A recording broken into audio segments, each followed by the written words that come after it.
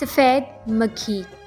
سفید مکھی کے بچے اور بالغ پتوں کا رس چوس کر نقصان پہنچاتے ہیں، جس کی وجہ سے پتے پیلے ہو کر گرنا شروع ہو جاتے ہیں۔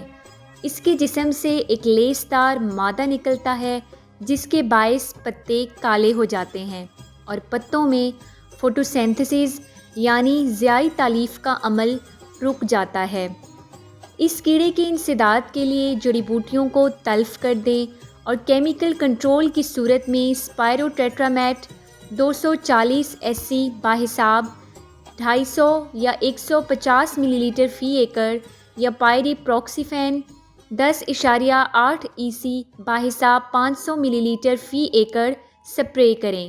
مزید معلومات اور بروقت آگاہی حاصل کرنے کے لیے ساوی کے تمام سوشل میڈیا اکاؤنٹس کے ساتھ جڑے رہیں اور ساوی کی ایپ کو پلے اسٹور سے ڈاؤن لوڈ کر کے فائدہ اٹھائیں۔ شکریہ۔